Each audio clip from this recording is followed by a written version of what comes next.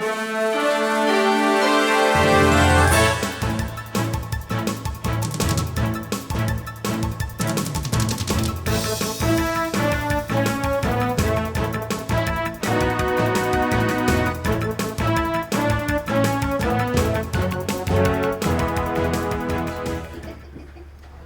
we will call the special meeting to order. It is May 20th and 7:05 p.m. Call the meeting to order. Will you join me please in the pledge of allegiance? I pledge allegiance to the flag of the United States of America and to the republic for which it stands, one nation, under God, indivisible, with liberty and justice for all.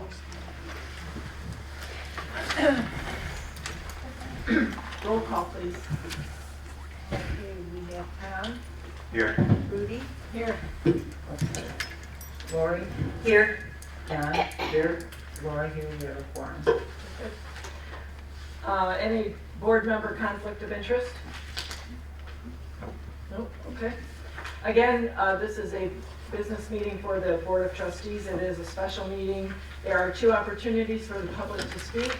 The first opportunity is on agenda items only, each person limited to 3 minutes.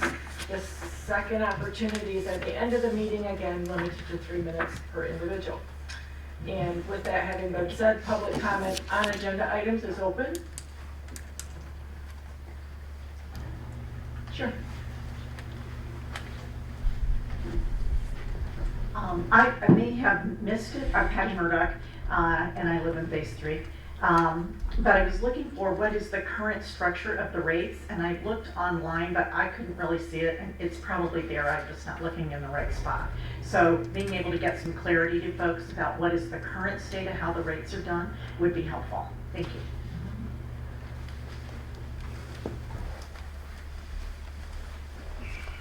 Any other public comments? No, public comment period is closed.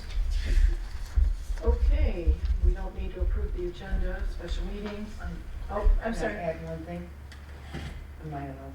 It's just to add something small on there. Under the form, It's nothing big. I don't, yeah, Okay, just to make it 9C for office hours on Friday. what's the date on that, or you'll talk about that? So, okay. All right, so now we do need approval of meeting agenda with a change. I'll make a motion to approve the agenda addition. Support? I'll support that. All in favor? Aye. Aye. Motion carries. Approval of, we don't have the previous minutes. They're not here. Okay. Reports. Clerk's report.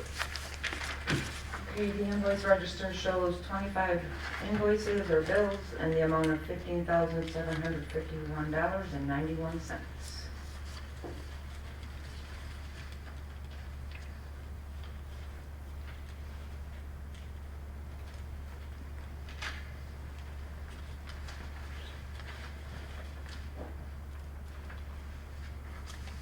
Do we have a motion to accept the clerk's report? I'll make a motion to accept the clerk's report. Please support. I'll second it. Comments, questions? All in favor? Aye? Aye. Aye. Aye. Motion carries. New business. So the reason we are here today is to get a report from Andy Campbell from Benzinski and Company. He's here. Thank you for coming. As you all recall, we engaged Benzinski to help us understand our rates and come up with a new rate, given that we are rapidly growing with our collection system. So welcome, Andy. Yep, thank you.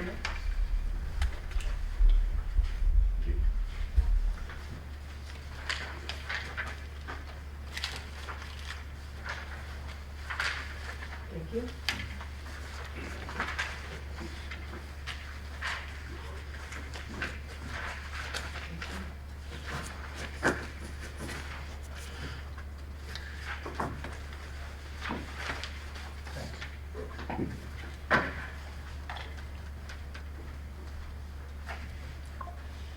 Appreciate it. Again, Andy Campbell, I'm a CPA, registered municipal advisor with Benzinski.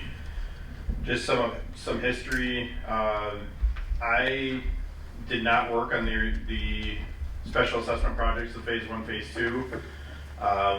My team was at a different company until July 24. We joined in 24 to Benzinski. We were at a competitor before.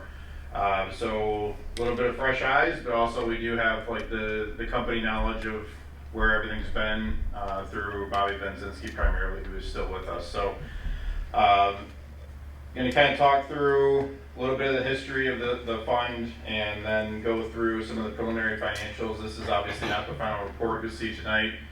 It's just the guts, as I call it, of the analysis and really giving the township board some information about what we're seeing, and then decisions will come later on how to address this. So just kind of give you preliminary thoughts. If you have any questions or comments, please stop me at any time. For some public knowledge here and just kind of the overall, so phase 1, phase 2 are currently connected to the system. Well, phase 1's connected, phase 2 is in process of being fully connected. Those construction processes are almost done here. There is a special assessment on phase 1 and phase 2. There's bond issuances which are paid by the special assessments. That's not going to be talked about tonight. This is going to center on the actual rate side. So the special assessment which the property owners are paying is a separate aspect of it's still part of the fees that the people that are connected to the system have to pay. But the special assessment pays the bond issues and just funds the principal and interest payments in kind. What we're going to talk about tonight is the actual user rates and funding the day-to-day operations of the system. Overall, the system is growing, as you said.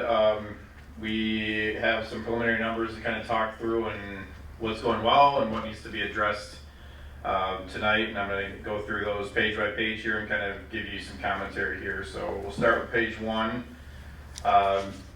This is going through like the 24-25 actual budget history and then a 26 budget, so 6/30/26 budget. The important number when you add all this up in terms of your budget is on the bottom right hand side. There's the test year column, which is the current normalized budget, if you will, which matches your 26 budget. This is a rate making tool to basically say if we take out anything that's one time, you add in something. If let's say you're short staffed, but next year you're going to have a new staff member. It's to make sure that we know what is your actual budget as of today to cover the operations and maintenance. Again, this does not include any of the debt that's paid by the special assessment. This is just to make sure that how much money do you need to bring in to operate and maintain the sewer system. That budget right now is $445,563. The numbers on the right hand side, those are from Mead and Hunt, which is the contract operator. They have put together what is the budget looking like after phase 1 is complete this coming fiscal year, and then after phase 2 is complete in the following fiscal year. Roughly the same amounts. It's obviously going to grow a little bit as more customers come on. You're going to have more expenses come on. Theoretically, every customer should be a net positive, as long as you're not incurring costs to get them on the system, which is why you have a special assessment in place to pay for that. But theoretically, the rate should cover the cost of every customer plus a little bit for the other fixed costs of the system. So the direct costs of a customer are built in to the rate. The indirect costs, the administering of the system, Mead and Hunt's, everything that's built into actually maintaining and operating the system is also built into your current rate.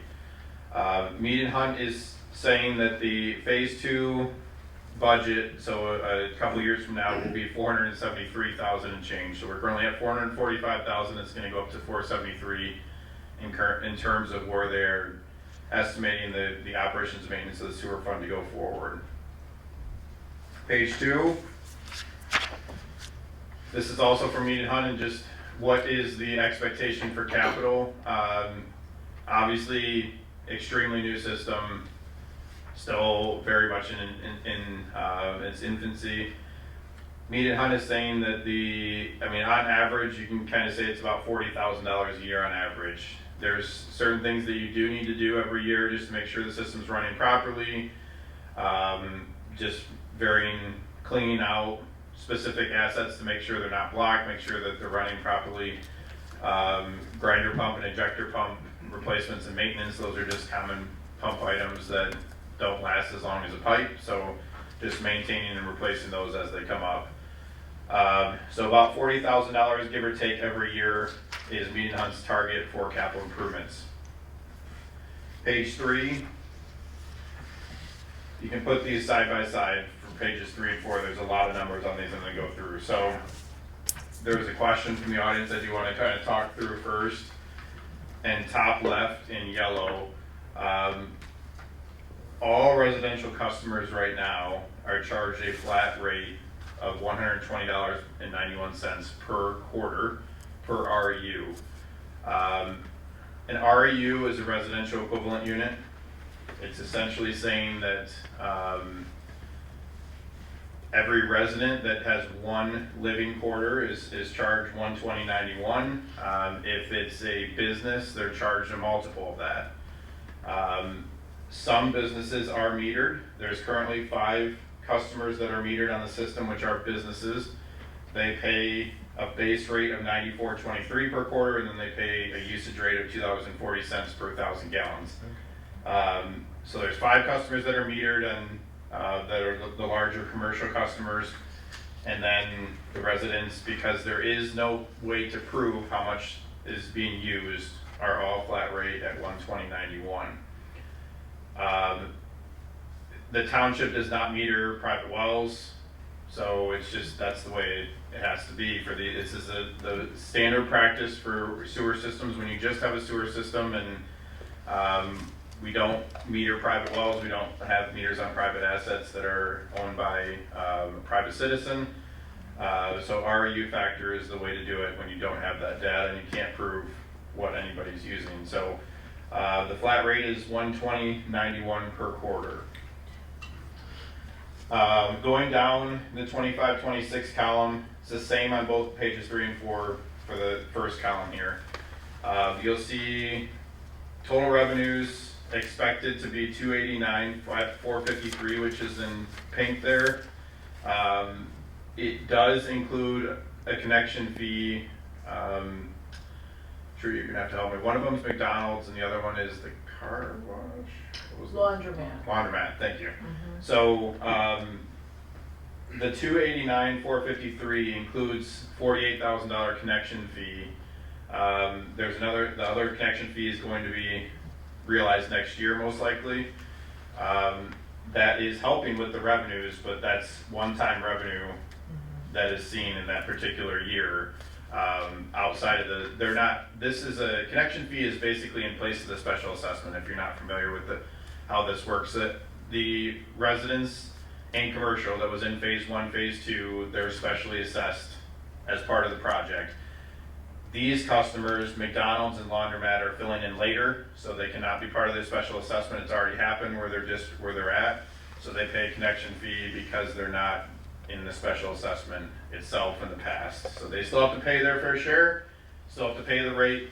However, they aren't in the special assessment. They just have to pay it in cash up front in order to connect to the system. But one of the more important things to kind of look through here and conceptualize is the total revenues again are $289,453 this year. Without the connection fee revenue, it's going to be approximately, like, give or take $240,000.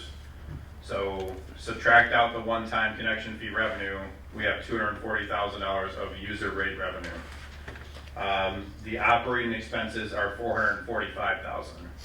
That's why I'm here tonight. This is ultimately the issue that's come up over the past few years, is that the system is not funding itself. We have, on normal revenues, $240,000, normal expenses approximately $445,000. It's $200,000 or so in the hole. So the We're gonna talk about how this is scheduled out over the next couple of years, but that's the important thing to take note of right now in the 25-26 fiscal year in terms of the current funding. On page 3, so this is not a financially viable, this is obviously not a recommendation that we don't do this, but I wanted to kind of show you what happens, because one of the main questions we had in the working group is, okay, so right now we're not financially viable in terms of the cash flow, but does that change when phase 2 is done? That's the first question we wanted to talk through, is once the rest of the customers are on the system, and once they start paying their 120.91 or whatever the rate is at that time, does that self-correct, and do we just have a short-term problem that we need to address before those customers come on? If you look at the 28-29 fiscal year, so this column, this kind of the right of the blue numbers, that's the current scheduled time for the system to be built out in terms of phase 1 and phase 2. The blue numbers you can see going up over time. So currently we have 340 residential equivalent units, which is your non-metered customers, and not including the state park, which we'll talk about in a second here. That rises with McDonald's, the laundromat, and the rest of phase 1 and phase 2 coming on to 754 REUs. So from 340 to 754, that's a big increase in terms of the customer base. The first question in terms of the rate study was, does our problem go away when those customers come on? You can see at the very bottom, highlighted in green, the top number highlighted in green, it does not unfortunately go away. It is lessened, so the net cash flow expectation if you did not raise rates in 28-29 is negative 100,000.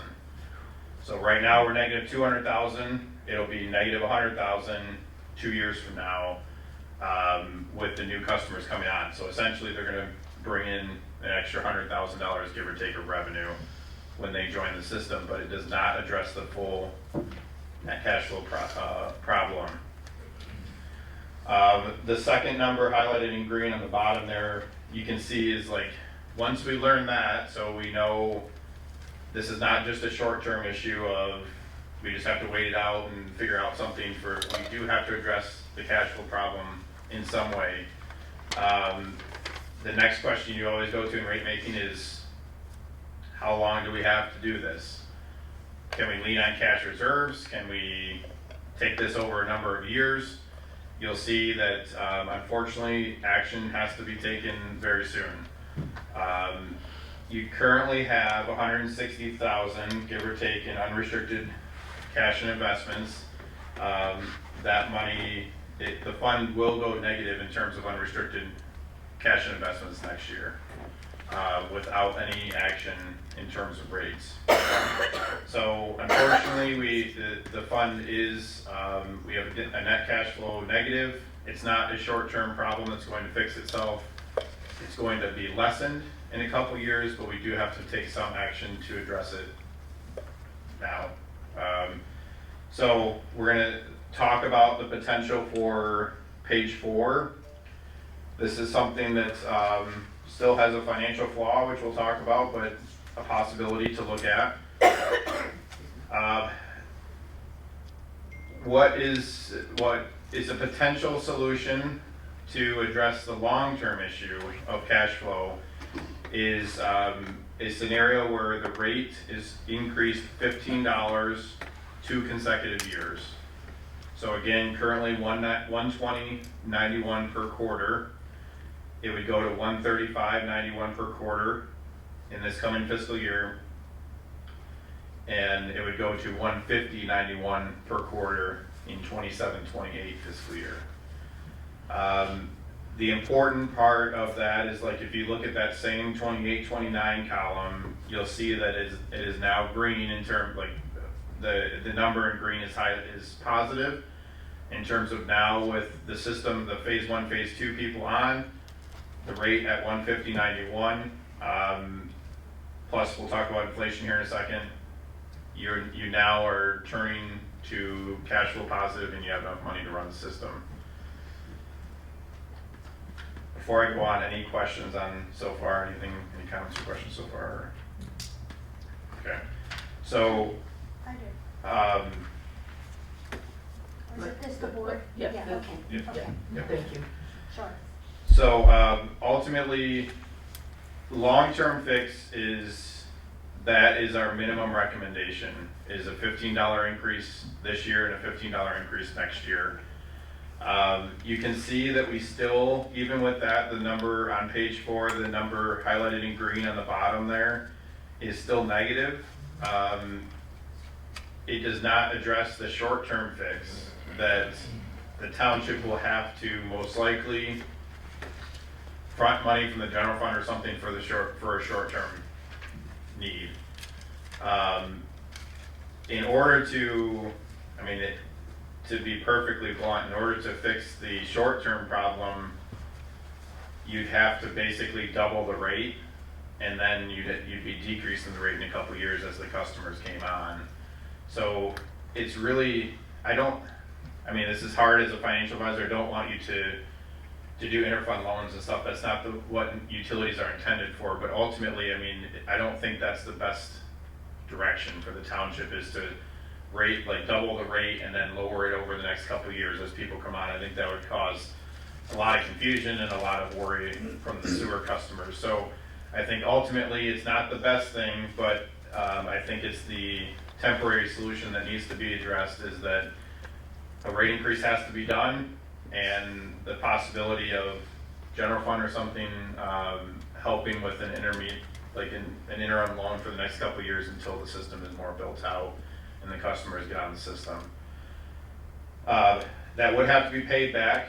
General fund cannot loan money and just have it be forgiven. It has to be paid back by the sewer fund with a market interest rate. But I think that's the solution that is feasible to get through this short-term problem and get back on a long-term solution. So from here, if that's, obviously the board will not vote on this tonight, but in the future here, if that's the direction the township board goes, the expectation would be that we would get on an inflationary rate increase track from there, which is going to be around 5%, and that increase is less than $3 a month for the typical homeowner. Just a note to say about that, inflationary increases a lot of times for newer systems especially are not like a real popular thing. However, this is essentially saying, like, we need to make sure there's money in the fund to operate and maintain and make sure we can do baseline pump and maintenance items that are recommended by Mead and Hunt. We don't want to be in a position where we don't raise rates at all, and then at 2 years from now it's 150.91 and we don't raise rates, and now 5 years after that we're in a position where same thing. Like, we're in the same position where we're running out of money and we don't have money to do it. Now we got to look at another rate jump. So ultimately our recommendation is at the very minimum $15 per quarter increase, so $5 a month increase to the resident in the next 2 years, and then inflationary increases thereafter, and it will be monitored.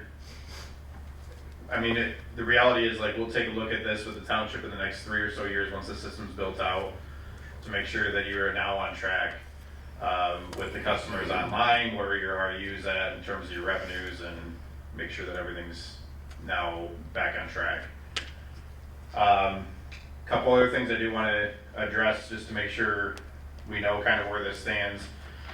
The metered customers, they're going to see an increase as well.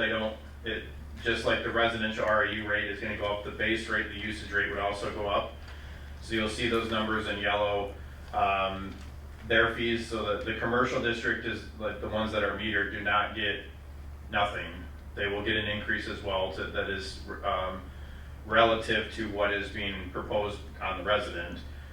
So the base fee in this scenario would go up $15 as well, and the usage rate would go up $1 per 1,000 gallons to those customers. The final thing that I need to address tonight is the state park. So we've had a lot of conversations about the state park. Yeah. And ultimately, that, it's not highlighted here, but you'll see this is the same on pages 3 and 4. There's a flat rate revenue / state park.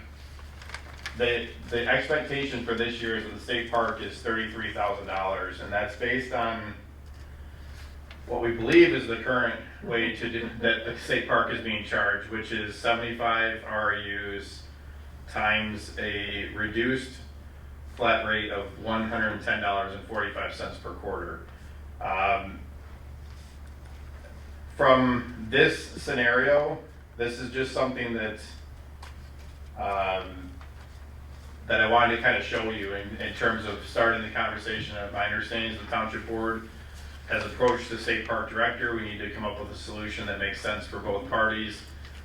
Ultimately, representing the township, I want to make sure that we agree with something with the state park that doesn't financially detriment the system. So this is essentially to show you the possibilities of what would happen if you did like a scenario I've seen in a different community. So it's in here, but I'll just kind of explain what is in the numbers as a proposal here, and then we can talk about other ideas. But one thing I've seen, just based on the fact that the state park is more seasonal, is to charge the same RU rate as the resident during the seasonal part of the year where they're open, and then charge a 50% reduced rate during the non-times that they're open. In my opinion, this is just rate making, and we set rates for about 100 communities in the state of Michigan. They should still be paying a predominant portion of the rate even when they're off season. It's the same thing as a resident. If a resident goes away for the winter, they don't get a break. So the state park, we have to make a decision as a township of like what makes sense in terms of a contract with another governmental entity, knowing that they should not pay nothing, they should pay something, like what makes sense. So this is just a scenario I've seen in another community. This shows you that if you took their rate to the same rate as the resident, you charged it 50% of the year, and you charge them 50% of that 50% of the year. So they pay $150.91 in 2 years, the same rate as a resident per RU for 6 months, and they pay $75.45 for 6 months per RU. That would give you the revenue would be pretty much the exact same. It'd be right in the 33,000 range. So that's kind of a break even, just to get the discussion going with the township board and the state park, is to say that we don't want to see a decrease in revenue from the state park. We think their rate structure and everything is fair right now. But it needs to be, I think, simpler and kind of just known in terms of the contract of this is how we charge you. It doesn't have to be addressed or do some Excel calculation that nobody understands. Like, this is how we want it to be done, and this is how much you're going to pay. And that's a possibility I've seen in terms of 6 months on, 6 months off. They pay the full rate for 6 months, they pay half rate for 6 months, and that gets you to the same relative revenues. And you can kind of take that from there. So maybe as the board, you say, I mean, it would be prudent to say no. Maybe you just say it should be the same as the resident, because again, the resident doesn't get to go, if they're leaving for the winter, they don't get 6 months on, 6 months off, they get 12 months on.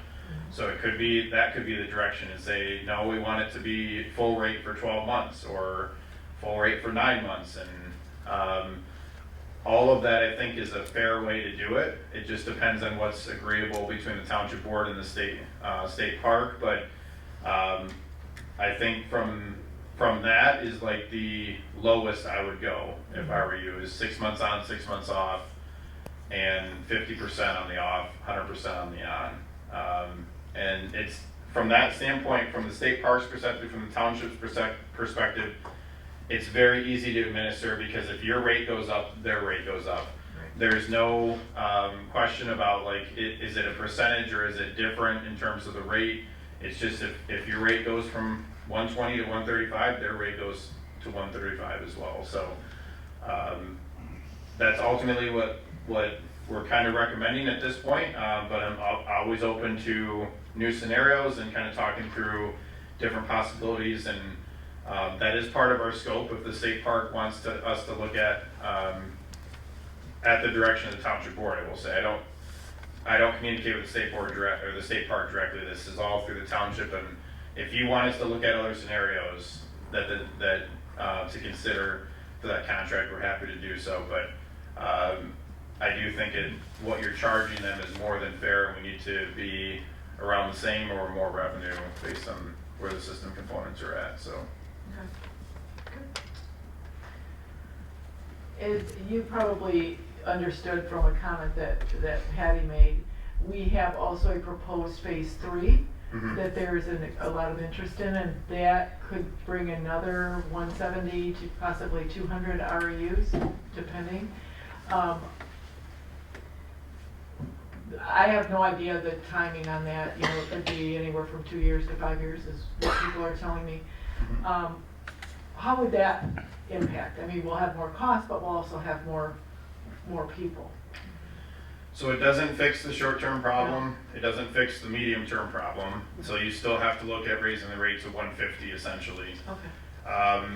Long-term, I mean, realistically, if you're a resident and like regular commercial, this can be different for industrial users, but generally speaking, if you add somebody to the system for $150 per quarter, their nominal expense value is not going to be $150 a quarter. There's going to be, maybe it's like 130 or something, but you have to leave enough room for your indirect expenses and everything else that come with operating a sewer fund.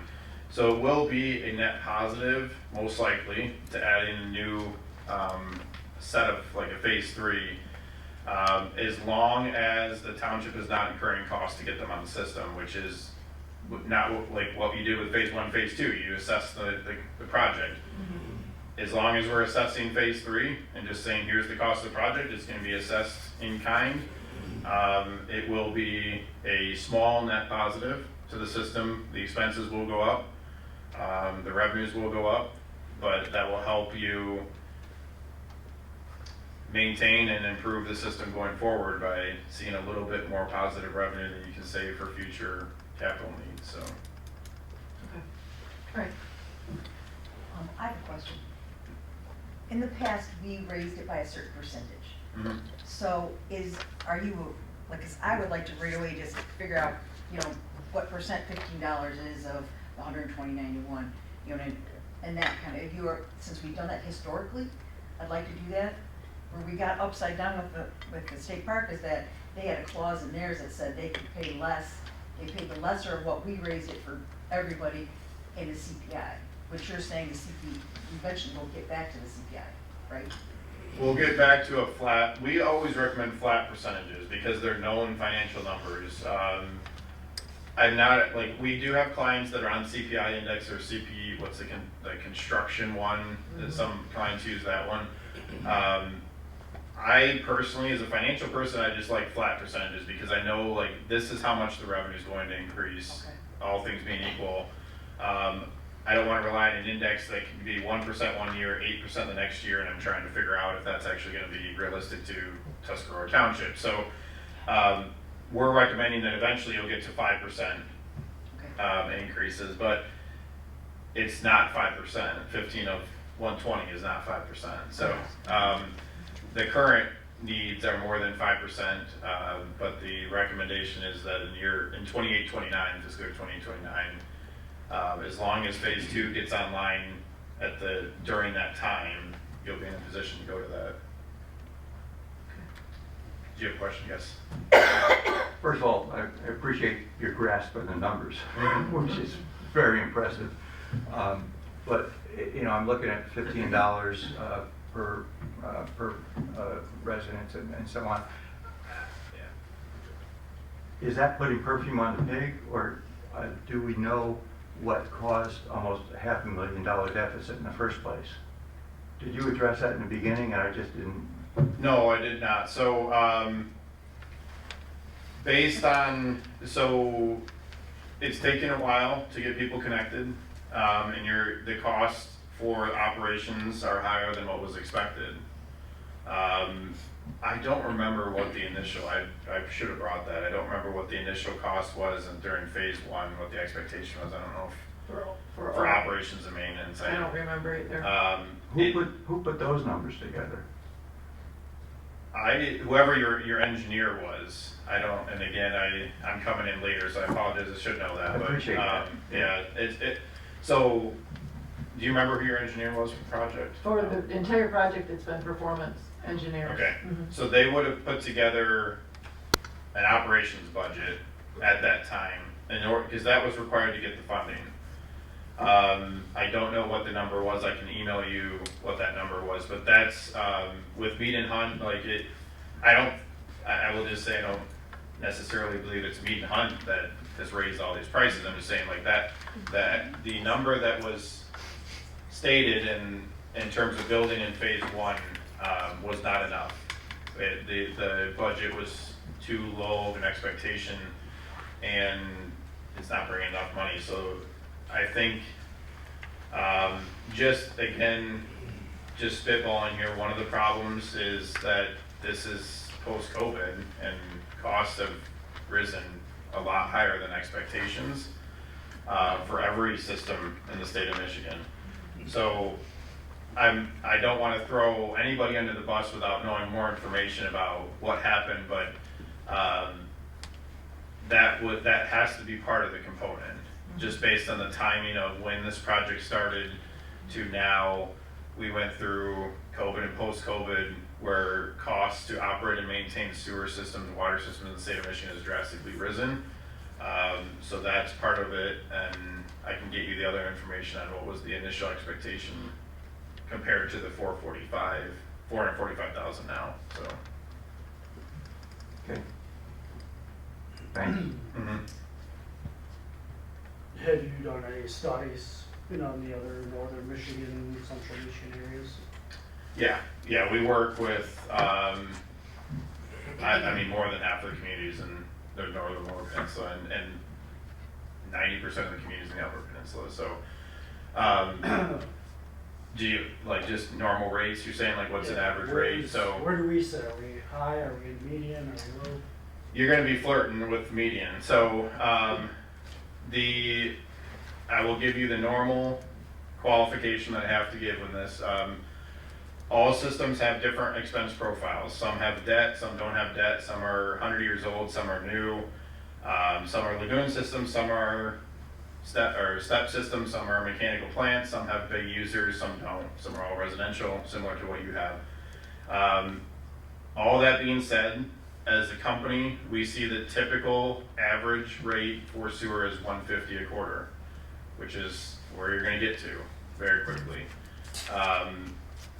There are systems that are much higher than that. There are systems that are much lower. I mean, I was at a system the other night that's charging $130 a month for just sewer. So it's not, there are a lot of different reasons why rates can be the same or different than what Tuscarora is seeing, but you're a little bit below the average right now, and you'll be right at the average we see as a company statewide, with the $150 rate, so. One of the things that we spoke about, and I think we've talked about this at some of the sewer meetings, is putting infrastructure on the shelf. Right now we stand to be able to do a little bit of that with some grant monies. However, moving forward and not knowing what the future holds for the proposed phase 3, it is built into this increase of additional $15 a quarter, so we get to the 150. Do we have anything built in there to set aside to help buy infrastructure, replacement pumps? Is that all a part of, is it a percentage, is it a flat rate, is it just actual costs are coming in at 130 and every quarter we're able to net $20 per REU in case of pump failures? So for the next couple of years, so that you do have a component of your required contract with USDA called RI, which is Yeah. Repair, Replacement, Improvement. That number is $28,880 per year. That is in the analysis in terms of like savings. I will say, like, starting in 28, 29, you're gonna have the money to do that. So you'll have at least, we did build in approximately $40,000, a little bit more than that, because that's kind of what Mead and Hunt told us in terms of the average that I talked about on page 2.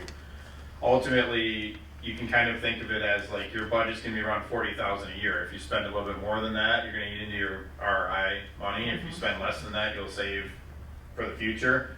If you buy pumps or grinders or anything for, I mean, that's done by a lot of communities. It's a very smart move to like buy them with today's dollars on making sure that when they fail, you have the ability to replace them soon without being at the mercy of whether or not you can go find one at that point. But that's got to be part of the $40,000 according to this analysis. So if you buy a couple pumps, that needs to be in the $40,000 budget, relatively speaking.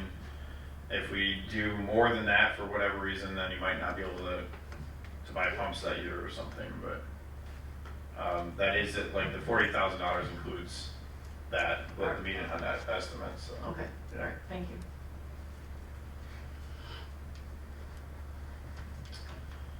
Any other questions or comments? So from here, we are going to finalize our study and again, if you, well, I guess I gotta take that back for a second. Once we figure out what to do with the state park contract, we will finalize everything. It is our recommendation that the rate goes to at least $135.91 as soon as possible. Okay, Once the state park contract in way of, we have to think of like, we have to have a contract with them of how we're gonna build them, what the charges are, and we wanna make it very simple. We don't, like, our goal is to help you figure out a contract that makes sense for the sewer system, but also make it very simple for the people that are building the sewer system and not having to come up with complex analysis. So, once that's done, we can finalize the rate study and give you the full report, but 135.91 rate, or again, if it's the direction of the board just to get it over with and done, I'm in full support from a financial point of view. This was scheduled out in over 2 years to try to be fair to the residents that are actually paying this, because it obviously does affect budgets, and but this needs to happen relatively soon, so this is kind of what we came up with as an option. So, but once we get the state park figured out, we can finalize the report and send it over. okay, we'll get that scheduled. And are you available or willing to sit in on a Teams meeting with them? Yeah, absolutely. That's part of the scope. So if you, obviously, if with my availability, I'm happy to talk through and listen to that. So. Okay, great, thanks, Amy. Any other board questions? Do you want me to open it up to public comment at this point? I'm happy to answer public questions if you'd like me to. So. Okay. Vicki, did you have a question? Go ahead, let somebody. No, we have no more, so if you have a question, Well, or it's- anyone has a question? Okay, well, is there any option of like having the state park pay some sort of a surcharge when they're super busy? Because it just seems like that is a huge pressure, short-term pressure, especially in like July and August, on, or would be, I would think, on the system. So is that ever done? Is that an option, or is that not done? That's what metered usage should have addressed. Well, yeah, should, being the operative word there. Well, I guess, why has it not been used? It has off and on. There was some confusion in the past from the notes that I was able to find, where the increase was not in accordance with CPIU. The contract reads it as either the township's actual increase or CPIU, whichever is less. And in a few of the years, it was missed, and it was not billed out at either rate. And then the following year, it was doubled. And then there was a meter, and it was metered. So there was a lot of confusion on the billing side and on the state park side. And a lot of changes of individuals doing that work. so there wasn't And yet, consistency. that's a relatively simple thing to plug into an equation. Well, again, you're asking me to answer questions from someone else's notes from 3 years ago. Going forward, because she's addressing going forward. Mhm, mhm. In the original contract, it said the state park shall be metered, which. And it is took them a metered, yes. while, Right. It Took is. a while, they got hooked up. Right, You should be able to know monthly what they're putting into the system. I agree. And to plug that into an equation is not an exotic, difficult thing to do. So So- when you make up an equation for the state park to pay Mhm. going forward, it should be based almost on usage completely. Now, whether or not, you know, it was an additional, the 75 REUs Mhm. plus whatever. But the goal here is for people to pay for what they use. Exactly. And larger customers should not be getting a break. Well, and again, trying to find the data, the meter reads, we're finding a few months worth, not 12 months worth. So, you know, again, I can't answer the whys, why we're only finding a few months, So why. going forward, start now. I don't disagree with you, but again, this is, I'm sorry, go ahead. Do you have the stats on the VA clinic? They're metered. I'll defer to Lori, she does the meter reads. Well, I didn't prepare an extensive report on meter reads I'm for tonight. asking, Just are they? Are they? You know, is this being how done? are you billing the VA clinic? The same way all meter customers are. They pay a flat rate for REU, and they pay that 2 cents, 240. yeah, 240 per thousand. I do it. in the And system you are cents. getting the figure on what that thousands are. Yeah, we have the rate that started in the beginning, and each year that it's gone up, and, Yeah, I'm not saying the rate, are you getting the readings The now? actual usage. oh, Yeah. I'm the meter reader.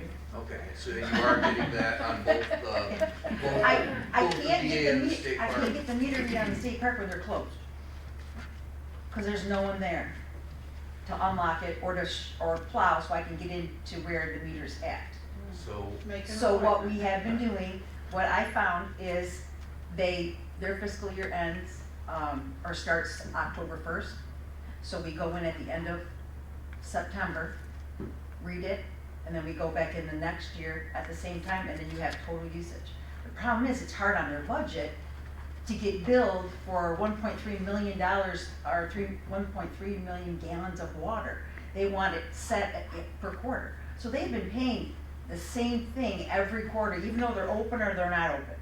And they've been happy with that. So the only problem is that CPI, that we gotta get them back up to where everybody else is. And- yeah, that's kind of my, following that, you Right. said it's gonna be, what do you say? There's gonna be a percentage based, if they come in on are they gonna start low? If they start low, then their percentage, they're hit the same percentage as everybody else, that will, what do you say? A percentage of $100, 3% of 100 is not the same as 3% of 150.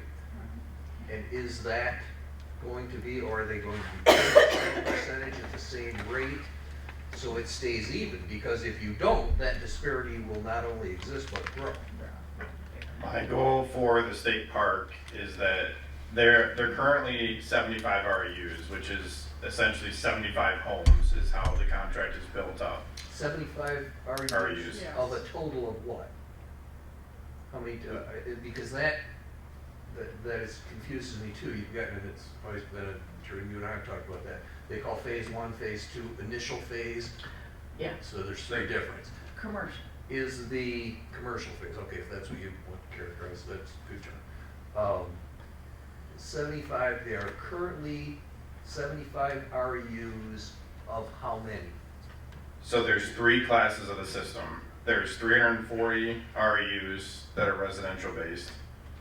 There's 5 metered customers, and there's 75 state park REUs. There's 3 classifications of So customers. there's 415 total, is that what you're saying? Correct, but the state park is not charged the full fee right now. I'm just So, looking at yeah. what their percentage is, if you would consider them a 75 REUs out of 415, Mhm. they are what percentage, and what percentage are they paying of what, 443,000?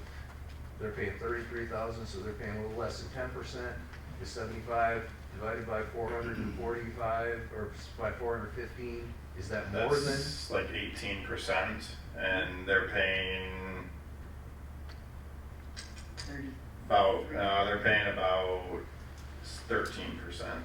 So there's a 5% disparity in their, that's kind of, you understand what I'm looking at? Technically, yes. I don't disagree, but it's not always that simple to look at it like every customer should pay exactly their proportion, but because there are metered customers that come into play that are gonna go up and down in usage, but yes, I don't disagree, it should be in the same realm, Yeah, it is. so. Vicky is saying their percentages, their peak, you build these systems not on average use to be able to handle average. You build systems to handle peak, Mhm. and they are increasing the peak. Mhm. From the township's point of view, you want the most stable and most revenue you can get from the state park, because that will lower the responsibilities of the other customers on the system. So that's what we're going in with, from my point of view, as being hired by the township, is to figure out a solution that is implementable based on multiple different township treasurers and everybody that's doing the billing, making sure it's known to the state park and making sure it gathers as much revenue as we feasibly can from the state park to lower the responsibilities. So whether that, I mean, I don't disagree that usage is a factor that if the REU method is better for the budget of the state park and it's better for our income as being higher amount of expected income by charging REUs and more stable by charging a flat rate, then that's what I'm going to recommend. If it's a flow based, because that's what those other 5 customers are paying and that's the best financial picture, that's what we'll recommend. It's basic, we're trying to figure out what does the state park want, but I mean, to be perfectly honest, like, it's not who I work for, so I care, but I want the township to have the best deal. So we want to be fair to them, but we also want to say, like, we have to make sure that they're paying their fair share as we're doing the percentages. And if an REU method is the best thing for the township, then that's what we're going to do. If a flow meter rate, we still have to track their flow to make sure we know what's coming from the state park, but if we're better off charging REU, we'll charge on REU, and that's what the contract will be. So Far from being argumentative with you. yeah, Amen. Yeah. I mean, that's all I'm looking for, is to see that they're paying their fair share and that the rest of us aren't. Mhm. I would say, yes, Yeah. correct. Yep. Now, along those lines, you have looked at phase 1 and phase 2. Have you looked at the allocation of REUs in the commercial district, which I feel has developed for 15 years now? That was a cluster. Have you looked at those or not? The metered customers or No. the district itself? The I have- REUs that they assign to various buildings and properties. I have not. So He has not, you want to address that? Yeah, so you and I kind of talked a little bit about how we set up doing an audit of current sewer customers, set up a district. And oh then yeah, you're They right. can't just go, oh, yeah. this restaurant here and that restaurant here and that house here. So I, They did. well, so I said, I have talked to Doug Kuiper about it because he's here, like, he's still recovering, but I've already set up, and I asked you to approve by the board, that's something I can do, but I've already set up a map on where I'd like to start doing that evaluation, having Doug go out and, or redo it, or somebody does it, I don't know how it works. I just know it needs to be I done. appreciate that. Yeah, so- I agree that needs to be done too. Just to color in that, because thank you, I forgot, that jogged my memory. So when you build out a new system, so an REU table is just an estimate of use because they're not metered. So you cannot charge anything you cannot prove. So it doesn't matter if one resident has 20 people living in it and one has 1. Unfortunately, the township, from a legal standpoint, has to charge the same exact rate because you cannot prove. That one person may just run their faucet all day long. You can't prove that person is how much usage coming from each one, and we can't meter private wells, so we have to charge the same rate. The same happens with commercial. You have what's called an REU table, and it says, like, okay, the bar is 1 REU per restroom and it's 0.1 per seat. And you tally all those up and the bar gets charged 12 REUs or whatever it is. At some point, and this is, the township board's direction is that to say, we need to make sure that what was originally set up in the system is correct, to make sure that the bar didn't add on a patio that was never put in to the calculations, for instance. So that's what we're gonna do. We wanna do it in a logical and legal way to say that it's not targeting any specific business, it's not targeting anybody in general. It has nothing to do with residents because as a residential home, you're one, so it's not gonna be auditing your house or going into your house or anything. It's just basically saying that the ones that are charged multiples, so an RU factor, the businesses, are they being charged fairly now that the system is established? So essentially an audit of the rate to make sure that what they're currently being charged for RUs is correct. And that will be done in a logical way that is just everybody in the district in a geographical area. So Appreciate that. I would contend that would be a new approach. So, you had your hand up first, so yeah. As I understand that when we started into the sewer system, that there was a capacity figure, special assessment district, this much capacity sewer. And that when you reached capacity, you had to start another district, or you had to add on the existing plant and figure out how you were gonna get the current district to pay for it, since they were a special assessment district to start with. My question is, I think it's unfair, and do other systems, in this commercial district, the cost of an REU is $8,000. 10 years ago, it was $8,000. They were told when they went into the system, the businesses, that if they bought extra REUs, they could buy them at the 8,000 figure. Now, how they continued to be able to purchase them after the fact, they have to pay upfront cash, because they can't be part of the loan, but they come in at $8,000. I'm in phase one. We've got a certain capacity that was planned out for us, and that's how our cost was determined, what it was gonna cost to build it. And my cost is $17,000. Does that mean that somebody that didn't come into the district originally, or doesn't have a tap, and that we've reached our capacity, can buy in for $17,000 cash, even though it might be 10 years later? Is that fair? So, in terms of they should be more than 17, or you're saying, or just a question in general, like should they be? Well, the next phase, Mhm. because phase one and phase two are similar. If the next phase should be $25,000 for phase three, then can somebody get back into my district at $17,000 because they didn't go in initially, and they were all given the chance to go in initially. And the way they didn't get in is if they combined lots is primarily the only land that's gonna be available there, and because they can't enlarge the district. Mhm. So that's why I'm concerned about, if I paid $17,000 up front, and somebody didn't make the decision that they were gonna pay the same $17,000, take advantage of the 40-year loan, whatever, that I was paying for their opportunity to not pay now, and 10 years later say I wanna get in at the same price. One thing that I'm not familiar with is like the phase, are the phases overlapping geographically? Or no, they abut. okay, so The that's, original phase one, there's an original phase one. right, And but a new then, phase one and a phase two. okay, That's the confusion. but they're all like extending out the system geographically, they're not Yes. overlapping, okay. Yeah. And then phase three will be a new, It'll be a new Yeah, so residential slash. that's typical, I just wanna make sure Yeah. before I Yeah. start swapping out stuff, so, couple questions, or a couple things to answer there, if I might not understand everything here, but phase three will pay their costs, whatever they are. So if phase three's cost is 18,000 per RU or 25,000 or whatever, like they'll have to pay whatever it is based on their construction costs and their RUs to build out phase three. That will not be put on the backs of phase one and phase two or whatever, or rates or anything like that. It's just gonna be phase three costs divided by phase three RUs, and that's the rate, the special assessment, excuse me.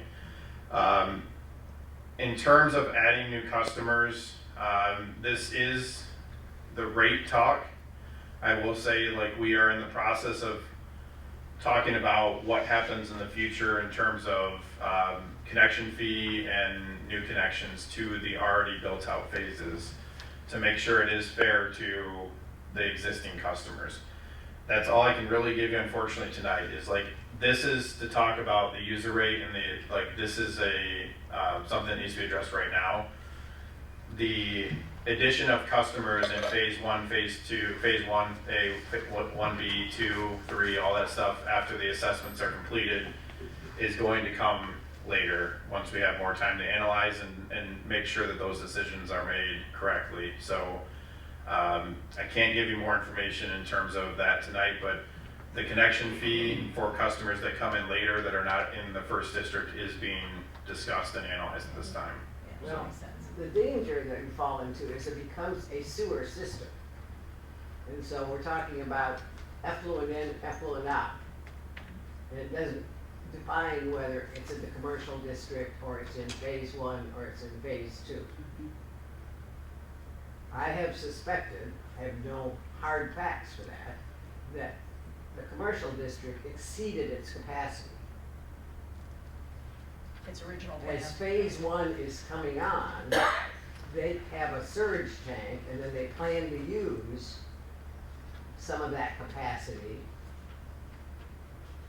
for commercial that wasn't there. And how did that happen? We had several commercial developments that came in after the commercial sewer system was built. And they weren't assigned, they were assigned one, every vacant property was assigned one RU. But if you put a laundromat in there, and I don't know what the laundromat's gonna have in RUs, and it only had one to start with, if you charge them 3, that's taking up 2 more capacity as far as I'm concerned than what was planned for.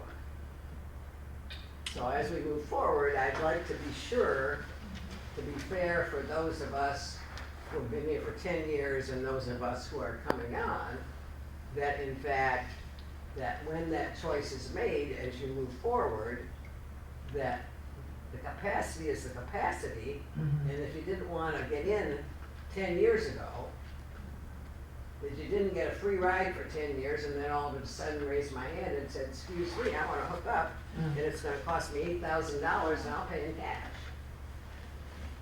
So it sounds twofold to me. We've got a capacity issue at the plant, which let's just say it's 200,000. I'll say 200,000 gallons a day because I know that's what we processed during the flood, which was amazing with half the plant running. But let's say that was the capacity.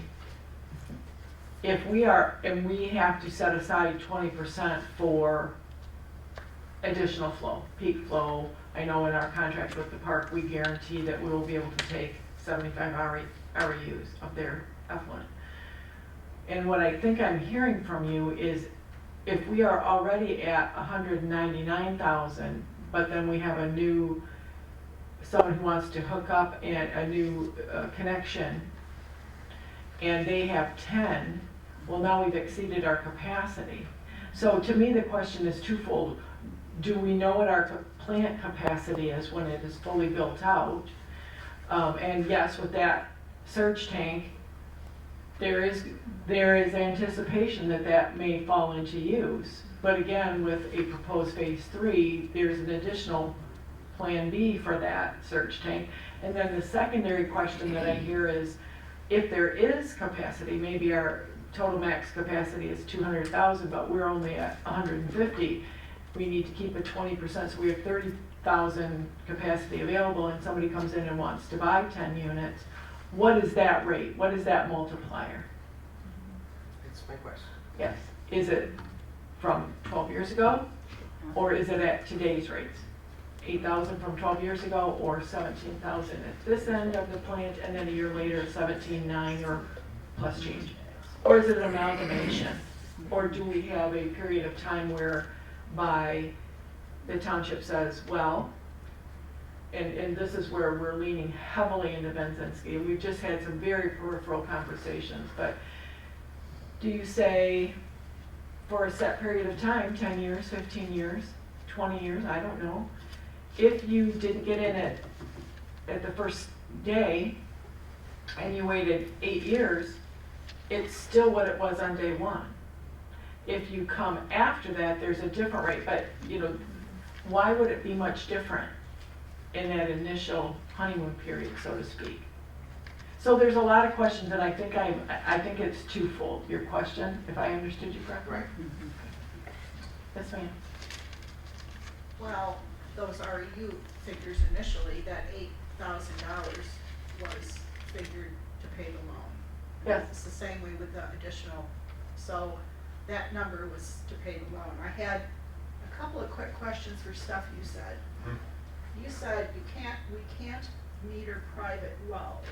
Are any of the commercial customers metered through the well, or are they metered through an out pipe? You have to have city water. Sorry, we don't recommend metering residential wells because it's basically a private use problem in the state of Michigan when you start doing that to residential private homeowners. I believe on the commercial side we are metering the commercial well though. I believe so. I can ask that Which- question. Yeah, because businesses are treated differently in state law. I will just be perfectly upfront and say there are a couple communities that I know of that do meter private wells in very specific situations, but many communities have been struck down in terms of lawsuits and metering private residential well. So the commercial ones are because businesses are treated differently in the law in terms of metering them, but. Where's the VA clinic meter located? Do you know physically? Is it, Measure what goes in or what comes out. Measure what comes out, doesn't matter what goes in it, measure what comes Between the out. building and the sewer, rather than between the Yeah. well and the building. Exactly. the township ordinance at one time, I don't know if I haven't looked at it lately, for late reading, had the ability for original district customers to change to metering. I'd have to look at that myself. Yeah, I I thought thought someone we- mentioned you had to pick it. You had your right, you could pick what you wanted, but then once you picked it, you picked it. I think that's what someone Yeah. who knows more about it had mentioned. They didn't want you to go back on it. If you chose to meter, you could meter, but that was a done deal. Once you know. chose, you chose, yeah. You also said something about McDonald's being charged a connection fee instead of an REU fee. So their REU fee is based on, the connection fee is based on the number of REUs that they have not purchased in the original phase of special assessment. So they had the same situation where they have one REU in the special assessment because there's a stub there, Right. and then they're paying an additional, was it 5?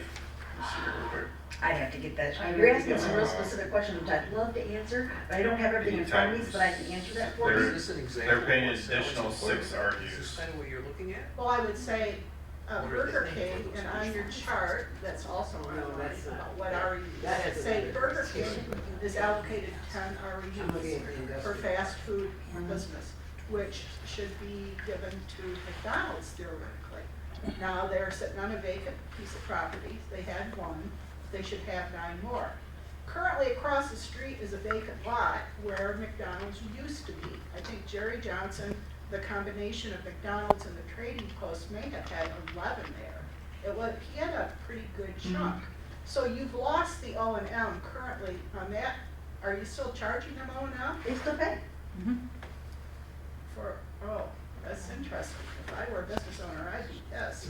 Well, you would call me and say, Well, okay. my building went down. I'll give you that.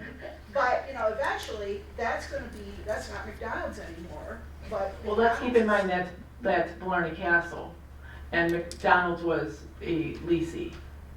And so they're, as of last year, and things can change, my conversation last summer with them was that, yes, they indeed hoped and planned to rebuild, and they would miss McDonald's, and were looking for someone to partner with, and that was the way they left it. I mean, that's a business plan for them, but their comment to me was, yes, we plan to rebuild. So theoretically, you still have a McDonald's. It should get 10 REUs to be in line with your current chart. I'd And have you to look also at that need to- chart. I You don't know also if it's- need to be able to charge O&M Mhm. based on those REUs. Correct. Now that should be, according to your own documentation, should be a no-brainer. Well, And that's- exactly. So what is this connection fee? It's, the connection fee that I think Andy's talking to is something in the future, we refer to it as, you pay for your REUs. So, to use McDonald's as an example, if they indeed get 10 or 8 times $8,000, their connection fee is Let's use $64,000. less vague language, so it's not so confusing. Well, You pay for the REUs, I right, mean. but they're paying that to connect. And it appears So- that you maybe have more knowledge than the average person about a sewer system.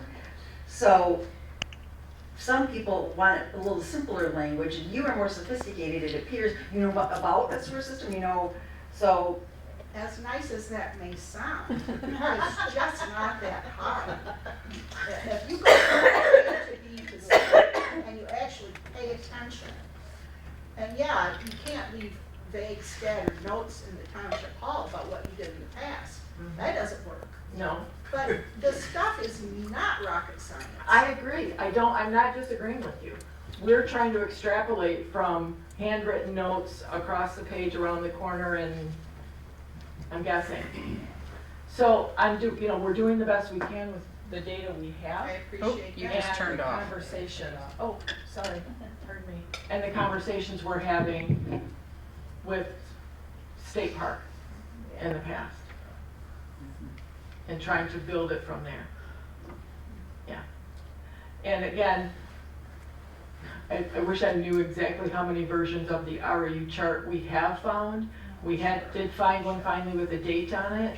That one I printed and have on my wall. I don't know if that's what's on the website. So there's a lot of cleanup we're encountering as well as we move on. Patty? Yeah, Andy, is there any way, I don't know what the base was for the state park to figure out 75 REUs. I have no idea what those. Yeah, that's a calculations are. percentage. 0.25 per campsite. Okay, well, thank you. Yeah. Point two. Is there any way in the metering to understand if that's accurate? Is that low, is that high, is there any way to assess and figure that out? I don't know, I'm just asking. I mean, just theoretically, I would, in terms of like their usage, Yeah. you'd have to know how many sites are being used every single day in order to make sure, like, okay, so that would be what? So 0.25 something. X times 0.25 is 75. it 300? 300? I wasn't thinking of 304 every day. otherwise. How is the pump out? Yeah, I was thinking it's the, yeah, There you it's go, the, yeah. it's Sorry? the overall affluence, right? So Yes. not by campground, I mean, we're charging Oh, them 75, yeah, not by campsite, we're charging them 75 REUs. Is there Correct. any way to assess, is that accurate in terms of 75 other household REUs? Is there any way to terms of the- figure oh, out okay, I an get what you're saying. average or something That's there part to of the figure that out? agreement. Like, Yeah. so we're gonna be making the best financial approach that we can to say, is 75 get us But right. the right amount of revenue? Yeah. Is And also is that's- billing them based on usage better for the township? That's what we'll be looking at. Yeah. And remember, we are in negotiations, so you really don't want to, throw a bunch of things out No, there. no, I know. It's Just just wondering better from for the rest of the initial- clientele. In the initial. It's not the township that's paying for it, it's the people in the districts. That's the question, is it being subsidized, and are your, really campsites, I don't know how they threw that in there, because, That was on the chart. yeah, I know. I can do a rough calculation I'm without. just wondering- I'm just They're thinking, paying more as we talk about this now, campsite, from what they're using. somebody's in a tent, they're not using the pump out anyways, so that's not really a factor. They're using You the have to get bathroom. into not only- Yeah. The other thing is, people who come in there and pump out who aren't camped there. No, they're not allowed to do that now. They're not allowed to Not do allowed that. to do that. Only a camper can pump out their camper. Okay, And there are no full hookups, So it's only bathhouses that are being used, and when you come in, you can fill, and when you leave, you can pump. But I just had a customer across in the woods that came in and said, you know, years ago, we used to be able to pump out at the state park. They don't let you do that anymore. Yeah, Yeah. And that's probably why. interesting. Trudy, I had a comment. I absolutely agree with Sally. I think what happens when phase 1 and 2 are built and operational, I think you give the rest of the residents a time period, say, okay, you have up to 2 years if you want to connect at this price. And beyond that, every year beyond, it goes up every year. That's the only way to do it. Yeah, it goes up. So I will say, I have to make sure, like, you're not legally allowed to do that in the state of Michigan. You can't. Well, but I agree with Sally. You know, Yeah, I'm like a consumer person. Not in connection fees. So there is a big difference in terms of case law against townships, against cities and villages, any governmental entity that runs sewer systems in the state of Michigan. Interesting. Hang on, what do I say here? So Bolt versus Lansing is a case in the 90s that was called the rain tax that was against the city of Lansing. They initiated what was essentially a stormwater fee before stormwater became a thing, and it was struck down by the court as a rain tax, and that you can't have taxes on residents without votes and all the stuff that shouldn't be happening. That was not related to Tuscarora, but the things that came down from that, the judge went further and said, this is what you have to do in terms of doing a fee instead of a tax. It has to be regulatory in nature, not revenue generating. So the township cannot take money from the sewer and just put it over into the fire department or whatever. It has to be for the sewer system. You have to make sure that you're charging everybody fairly and equitably on the same basis. There's a bunch of classes that came from Bolt versus Lansing that do apply to Tuscarora, and other case law came to play after that, where there was a bunch of rate cases about class action and the like, of saying we're going to sue whatever community on the basis of the user rate is not fair. So the 12091. None of those cases have ever been successful, because ultimately, as long as you have an analysis, a rate study or internal analysis or something saying this is what we're doing and why, the courts have always sided in terms of the township in this case to say, as long as there's a plan and you're not sending money out of the fund, then it is viable to save money and plan for the future and such. There is a lot of case law on connection fees. So on the connection fee side, the township cannot just raise the connection fee without a calculation that's done by the book. And that means that you can't just raise the rate by 5%. The connection fee will not be raised by 5% per year. You cannot do that, because that has been struck down a million times by the courts to say the connection fee has to be a stated calculation, it's an audit calculation that says that person is buying essentially one share of stock in the current system, the depreciated system. So if your asset value is $1 million and there's 100 customers, 100 RUs, then your connection fee is $10,000 and no more than that. It can be less. The township board can always say it's less. It's currently less than what the township board could be charging. That's the preliminary talk so far. But it can't be like we're gonna go 10,000 then 10,100, because if you're not reinvesting in the system, the asset value actually goes down over time because the assets become depreciated. And if you have the same amount of customers, it's actually less and less money it would be to buy into the system. So the township will not, it's not great, because a lot of people don't, but that just to give you kind of a purview of what the township has to stay within state laws and case law on this. We can't say it was 17,000 5 years ago, so it's going to be 18,000 now, because of it's more expensive nowadays or something. It has to be based on strict audit calculations. The only thing that we are looking at that has passed muster that we've talked about, again, giving you a little bit of insight here, is that you can do sunsets, which is what we recommend, is to say, you don't want to, the courts have allowed the township in this case to say, it's not fair to charge 17,000 in phase 1, and then 3 years later, somebody who was not in the assessment to pay the connection fee that's based on an audit calculation that's not really about phase 1, and let's say it's $8,000. it's not fair that they saw through that and said, okay, well, I'm not gonna pay 17,000 now, I'll just wait it out for 3 years and pay 8,000 later. The courts have said that's not, you can put a sunset to say, the typical one that we recommend is 15 years, to say for the next 15 years of phase one, the connection fee stays 17,000, no more, no less. From there on out, it's the audit calculation. Same with phase two, phase three, they all would have a 15-year sunset in that geographic region to make sure that any future customers that come into that phase pay what the original customers paid, but not, it cannot be more than Isn't there that. something I remember vaguely in the Yep. paperwork, that once a certain percentage of homes connect, then isn't it legal that the rest of them have to connect in that district? I remember reading that legally somewhere, that once there's a certain percentage of people connected, and there's only 2 or 3 left In that phase. in that phase, that they're forced legally to connect. Are So, are they forced, or are they just billed an REU? I don't, Oh, that's a I don't difference, know. yeah.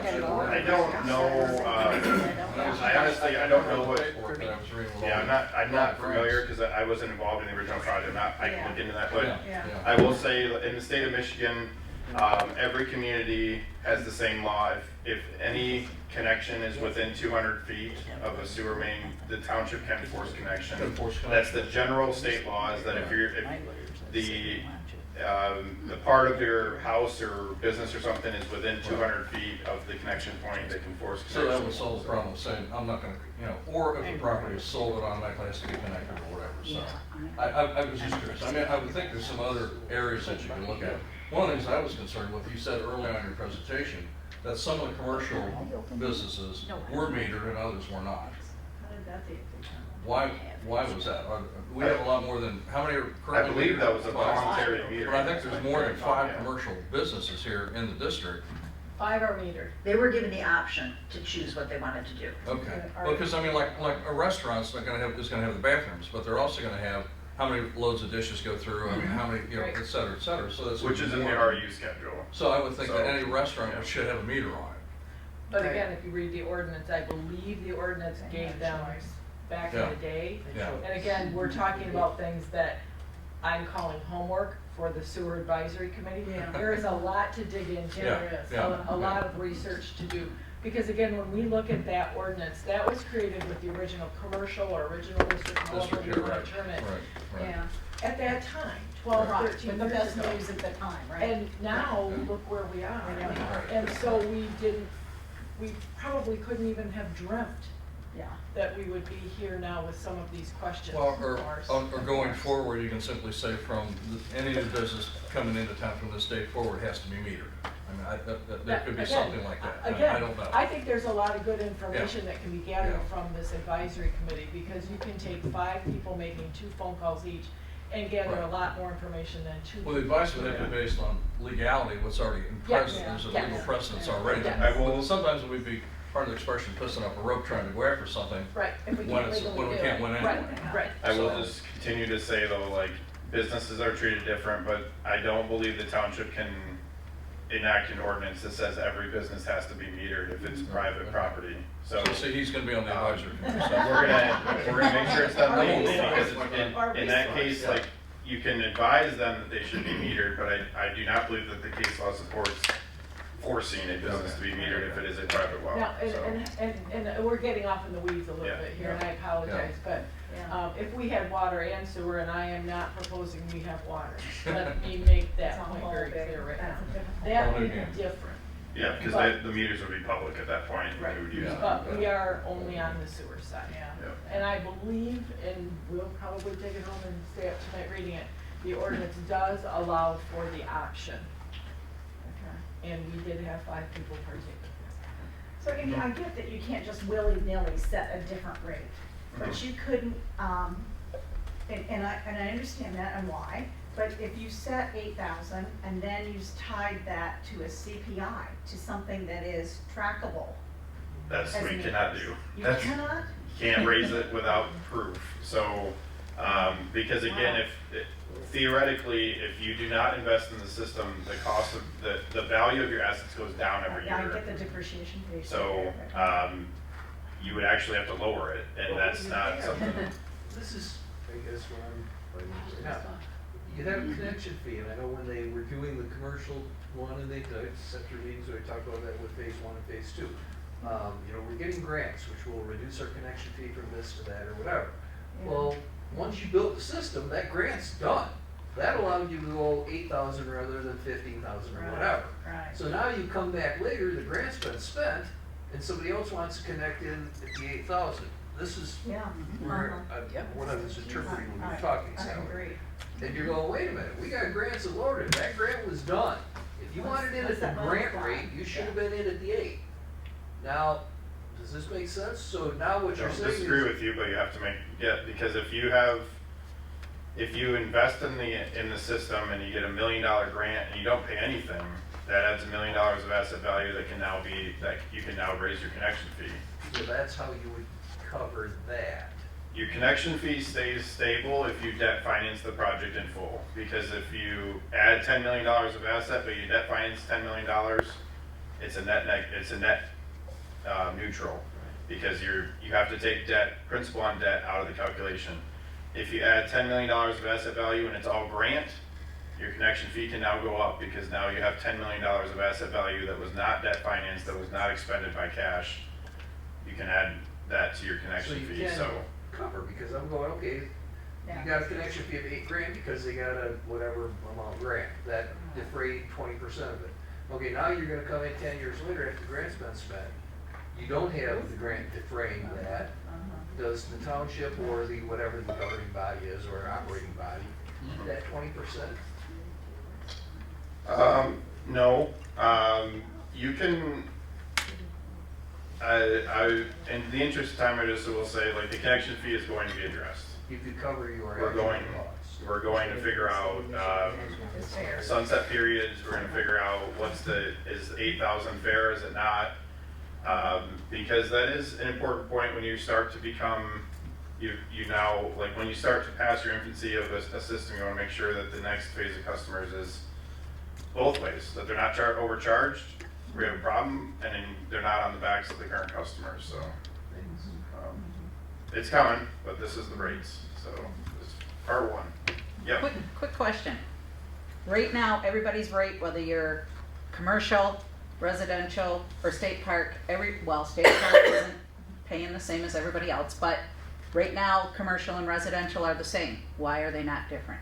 So residential pays an RU factor though. So if that's what, residents are all the 12091, they're one RU. If you're a bank, let's say it could be, not like one bathroom is one RU and it might be 0.01 per square foot. There's an RU table that delineates every single type of business possible and says that this is the multiplier of a resident. So although the rate is the same, the 12091 is the same, their multiplier is more than 1. So they could, like a bank might be 2.3, so they're gonna pay 2.3 times the 12091. Should have done a much easier number. That's gonna be $270 a quarter, whatever it is. Their rate itself is the same, but the multiplier is not 1 for a business. Got it. So definitely the need for the sewer committee to review all the commercial properties. Rates for that. That is, and yep, one of the next steps that we are doing is to make sure that every commercial customer is charged the correct multiplier. Okay. Wow. Other questions? No? Yes? And with that, Andy, thank you. Yep. Yeah, that was really good. Motion to adjourn. Community cleanup day and. Oh, I'm sorry. Jonathan, do you have any information on community cleanup day? I'm sorry, guys. So I reached out to GFL, PAC, and Jump Services. It's a newer established trash pickup in Emmett County. I received a quote from PAC.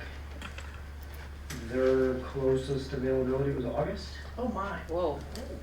GFL was supposed to get back with me. This was 2 days ago. They thought they had a June 13th available, which I think would be feasible. I tried following up with her today. Wasn't able to get in contact with her. So, and then Jump Services, like I said, they're kind of newer, established. She said they only have one truck. They would be interested. But more than likely they would have to do multiple weekends. So I'll reach out back to GFO tomorrow, see if they can get some dates locked in and send me a quote and maybe ready to roll for me for June. Yeah, or we could maybe address it at the next, at the budget meeting next week or whatever. Okay, great, thank you, thanks for the update. Okay, public comments on any item. Oh, one more thing. I'm sorry. It's okay. I'm sorry. It's okay. So I just wanted to, put out there for, this coming weekend on Friday the 22nd, I'd like to make a motion that we close the office at noon. The boat launch and the boat beach are both closed, so nobody will be coming to get, boat launch, that thing. We won't be that busy. Karen said she could work 9 to noon, if that's okay, so if not, it's a holiday weekend. So your motion is, That we, have Karen come in, open the office, work till noon, and then close. on Friday, May 22nd. Yeah. Okay. Support, do we have support for that? I support. And questions, comments, discussion? All in favor, say aye. Aye. Opposed? Motion carries. Sorry about that, everyone. I'm anxious. Public comments now on anything, any topic. I think we're all done. All right, very good. And board comments. No, I just want to thank you, Randy, for coming. That was really eye-opening and definitely helps steer us in the right direction, so appreciate it. Very good. All right, motion to adjourn, 8:35. So we Thank you. Thank you for